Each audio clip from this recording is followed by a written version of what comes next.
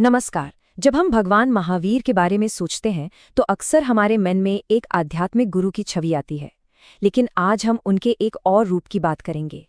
एक महान समाज सुधारक, एक ऐसे क्रांतिकारी जिन्होंने सदियों पुरानी सामाजिक कुरीतियों की जड़ों पर प्रहार किया। ये एक लाइन उस दौर की पूरी कहानी कह देती है। जरा सोचिए, एक ऐसा जमाना जहां एक इंसान की पहचान, उसके अधिकार और उसका भविष्य सब कुछ बस उसके जन्म से तय होता था। और उसी दौर में एक राजकुमार की आवाज गूंजती है जो कहती है सब बराबर हैं। चलिए इसी आवाज की गहराई और इसके असर को समझते हैं। तो महावीर के विचार इतने क्रांतिकारी क्यों थे? इसे समझने के लिए हमें पहले उस समाज को देखना होगा जिसमें वो रह रहे थे। एक ऐसा समाज जिसका ताना बाना बहुत ही कठोर नियमों में जकड़ा हुआ था। उस समय समाज जन्म पर आधारित वर्ण व्यवस्था की बेड़ियों में जकड़ा हुआ था। मतलब आप जिस कुल में पैदा हुए, आपकी पहचान और आपके अधिकार जिंदगी भर के लिए उसी से तय हो जाते थे। इससे बाहर निकलने का कोई रास्ता ही नहीं था। और ये जो आप देख रहे हैं, ये उस समय की सामाजिक सच्चाई की एक झलक है। एक तरफ थे ब्राह्मण, जिन्हें सर्वोच्च माना जाता था और आप कह सकते हैं कि ज्ञान पर उनका एकाधिकार था। और दूसरी तरफ थे शूद्र, जिन्हें ज्ञान हासिल करने के मौलिक अधिकार से भी वंचित रखा गया था। ये सिर्फ भेदभाव नहीं था, ये समाज का एक बहुत गहरा घाव था। तो इस इतनी कठोर व्यवस्था के सामने महावीर कैसे खड़े हुए? उन्होंने जन्म की इस पूरी सोच को सिरे से नकार दिया और एक ऐसा क्रांतिकारी विचार सामने रखा जिसने सब कुछ हिलाकर रख दिया। ये सिर्फ एक वाक्य नहीं है, ये एक वैचारिक क्रांति थी। महावीर ने जन्म पर आधारित व्यवस्था की नींव पर ही सीधा प्रहार किया। उन्होंने कहा कि किसी व्यक्ति की पहचान और उसकी महानता उसके जन्म से नहीं, बल्कि उसके कर्मों और उसके आचरण से तय होती है। और हाँ, महावीर सिर्फ उपदेश देकर नहीं रुके, उन्होंने जो कहा उसे अपने जीवन में उतारा भी। उन्होंने एक ऐसा संघ बनाया, एक ऐसी कम्युनिटी जिसके दरवाजे हर जाति और हर वर्ग के लिए खुले थे। वहां इस बात से कोई फर्क नहीं पड़ता था कि आप किस कुल से आते हैं।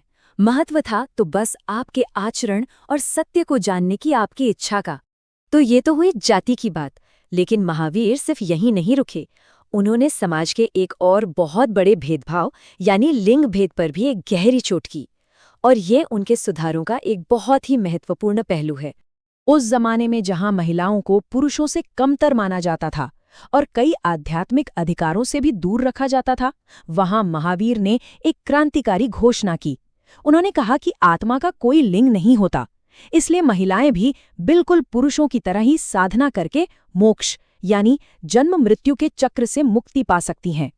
और ये विचार भी सिर्फ एक सिद्धांत बन के नहीं रह गया। इसका सबसे जीता जागता उदाहरण है चंदना बाला।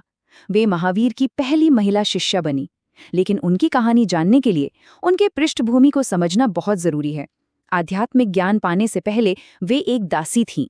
चंदना बाला की यात्रा वाकई असाधारण है। जन्म से वे एक राजकुमारी थीं, लेकिन दुर्भाग्य ने उन्हें एक दासी बना दिया। जिस समाज ने उन्हें तिरस्कृत किया, उसी समाज में महावीर ने उन्हें सम्मान दिया, दीक्षा दी, और वे आगे चलकर जैन संघ की प्रमुख साध्वी बनी। जरा सोचिए, एक दासी का साध्वियों की प्रमुख बनना, ये उस समय के लिए तो अकल्पनीय था। 2600। बस एक पल के लिए इस संख्या पर रुकते हैं। हम बात कर रहे हैं आज से लगभग 2600 साल पहले की। ये सब उस दौर में हो रहा था जब दुनिया के ज्यादातर हिस्सों में महिलाओं को, सच कहें तो, इंसान का पूरा दर्जा तक नहीं दिया जाता था। और उस समय भारत में एक संत महिलाओं को आध्यात्मिक बराबरी का अधिकार दे रहे थे। इससे पता चलता है कि महावीर अपने समय से कितना कितना आगे की सोच रखते थे। तो हमने जाति की बात की, लिंग की बात की, लेकिन महावीर का समानता का जो सिद्धांत था ना, वो सिर्फ इंसानों तक ही सीमित नहीं था। उन्होंने इस दायरे को और भी बड़ा किया और इसे सृष्टि के हर जीव तक पहुंचाया। उस जमाने में धार्मिक यज्ञों में जानवरों की बलि देना एक आम प्रथा थी। महावीर ने इसका पुरजोर विरोध किया। उनका संदेश बिल्कुल साफ था, जीने का अधिकार सिर्फ इंसानों को नहीं, बल्कि हर प्राणी को है। उनकी अहिंसा का सिद्धांत पूरी सृष्टि के लिए था। और उनका ये एक सवाल आज भी उतना ही प्रासंगिक है। ये सवाल हम सभी को सोचने पे मजबूर करता है कि जो खुद जीना चाहता है, उसे किसी दूसरे जीव की जान लेने का हक आखिर किसने दिया? सही मायनों में यही उनके पूरे दर्शन का सार है। जियो और जीने दो। तो ये थी एक राजकुमार की कहानी जो समाज की बेड़ियों को तोड़ने वाला एक महान सुधारक बना। अगले अंक में हम महावीर द्वारा बनाए गए संघ और उनके असाधारण शिष्यों की दुनिया में और गहरे उतरेंगे।